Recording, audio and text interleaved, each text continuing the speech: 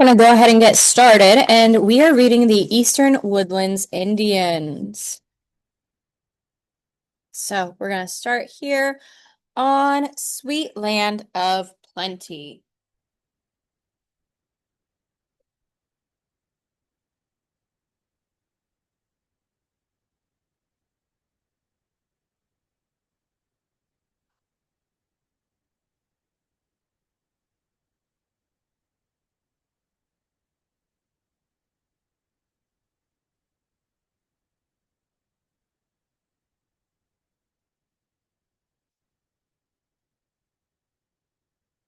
Early English settlers approaching the coast of Carolina in ships were enchanted by the smell. One of them wrote that it felt as if they were in a delicate garden. Several miles out at sea, the eastern woodlands perfumed the air. The dense forests stretched from the Atlantic coast as far west as the Mississippi River, from Canada to the Gulf of Mexico. Here, thick clusters of tall trees were home to a huge variety of animals. Thousands of miles of streams, rivers, ponds, and lakes jumped with fish. It was a land of plenty for the American Indians who lived there. They fished and hunted, and they gathered wild foods in the forests. Near rivers, they settled in villages and cleared plots for gardens. Those living near the ocean harvested seafood, such as clams and oysters. They were rarely troubled by hunger or famine. The forests gave them much more than food. Trees provided firewood as well as wood and bark for building canoes, houses, weapons, and tools. The rivers and lakes let them travel far in their canoes. The eastern woodlands were indeed a sweet land of plenty.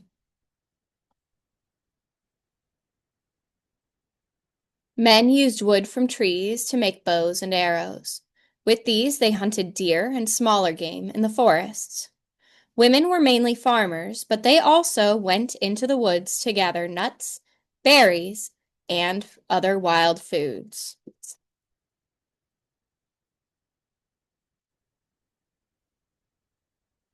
Constructing a canoe required cooperation. Both men and women had different jobs to do.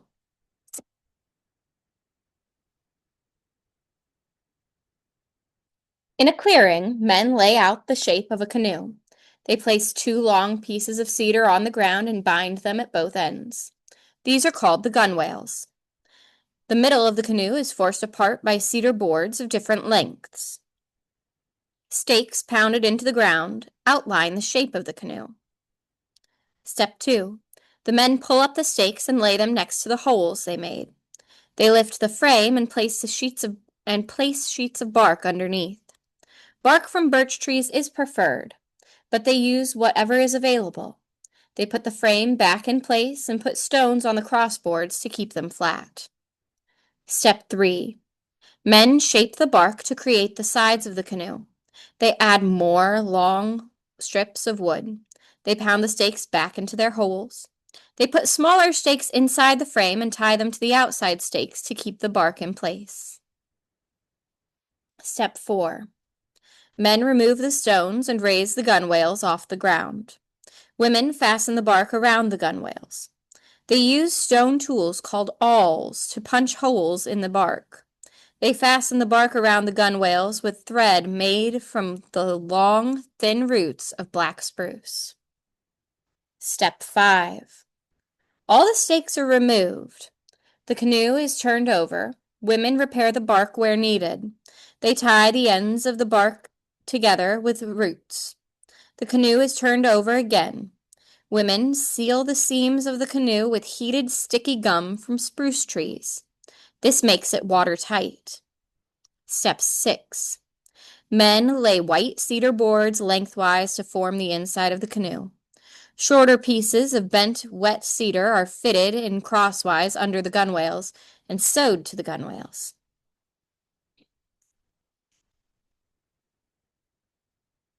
Eastern woodland Indians fell into two main groups, according to the language they spoke. One group spoke varieties of the Iroquoian language. The others spoke dialects of the Algonquin. Within these two language groups were many individual languages. The climate of the eastern woodlands varied from north to south. In the south, with a longer growing season, more food was produced by farming. But even in the north, some farming was done. Both northern and southern climates produced enough rain to water crops naturally. In the spring, melting snow fed the rivers to provide water for drinking and for traveling far and wide by canoe.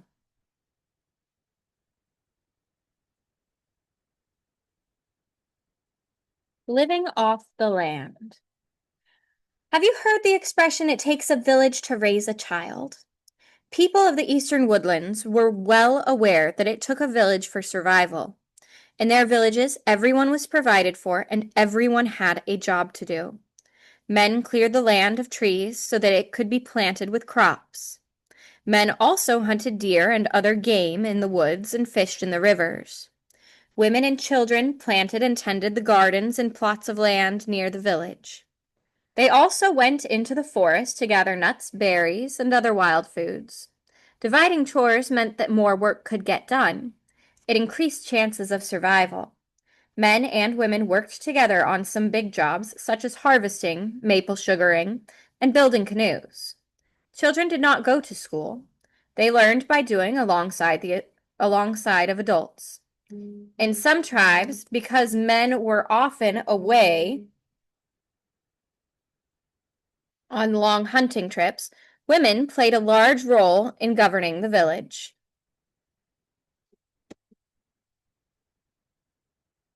After several years of planting, the soil around a village would be worn out.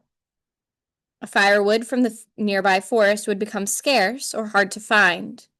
Then the whole village would move to a new location, not too far away. But before leaving, it was the custom of some tribes to dig up the graves of all those who had died at the old village. The remains would be reburied in a common pit with gifts and offerings.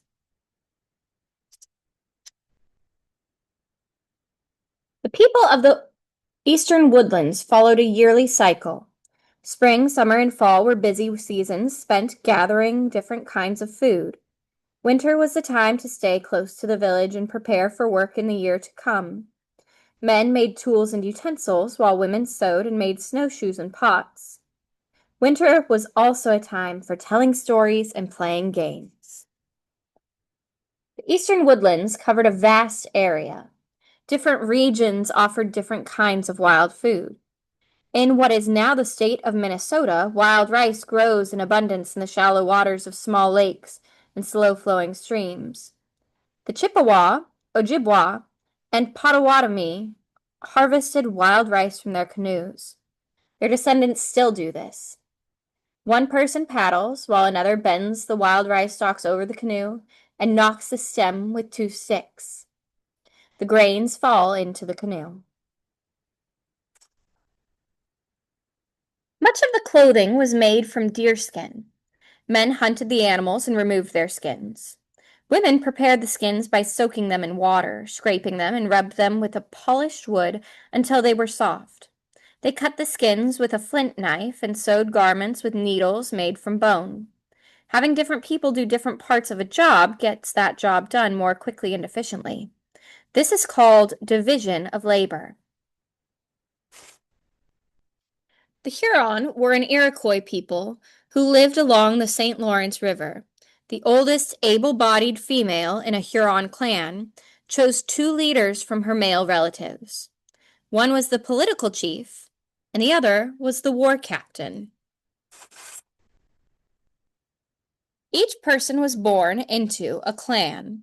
In most groups, a child became part of its mother's clan. All clan members were considered relatives, so you could not marry someone from your clan. When an Iroquois man married, he moved in with his wife's clan. The oldest woman in a clan was the clan matron. Clan matrons played an important role in governing a village. Each clan was associated with a different animal. The Iroquois had hawk, heron, wolf, beaver, and other clans. Native economies. Shopping the eastern woodlands. Eastern woodland Indians survived on what they could hunt, gather, and grow. Still, everyone likes variety and new things. And so they developed trading arrangements with other groups both near and far. If your village was inland, you might travel to the coast to trade for shellfish. You might bring furs from animals that you trapped near your rivers. In northern climates, crops have a shorter growing season. To get more variety in your food, you might trade salted fish for grains grown further south. No matter what you traded, there was no money involved. Trading was done by bartering. You exchanged one kind of goods for another. The Hurons, who lived in the north-central part of the eastern woodlands, were at the crossroads of many trading routes. They probably traded more than any other eastern woodlands group. Because of this, their language became a common means of communication from the Great Lakes to the Atlantic. It was the English of its time and place. Trading paths crisscross North America. Trade goods might get passed from one tribe to another. In that way, people in the eastern woodlands might sometimes end up with goods from as far away as the Pacific coast. There were no horses in the Americas until the Spanish brought them in the 1500s. Some traders walked on well-worn footpaths. Others paddled their canoes on a wide network of connected waterways. Flint is a hard mineral that breaks easily into sharp-edged pieces. American Indians valued flint as a material for making tools. One of the most important sources for flint is Flint Ridge in what is now Ohio.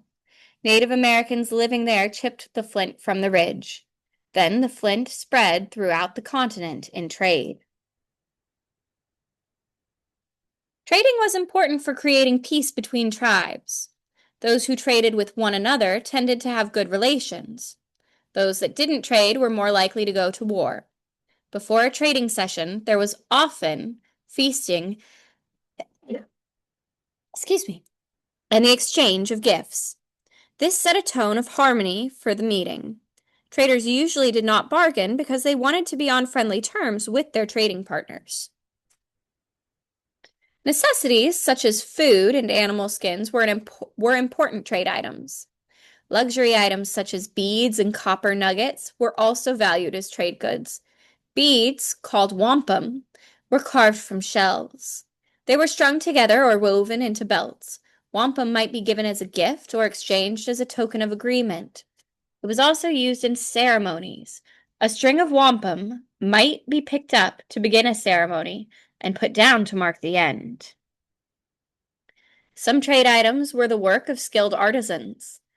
They might barter carved stone pipes or pendants for food or luxury items. And we are going to stop there. You're welcome to go to the next video later on and read more.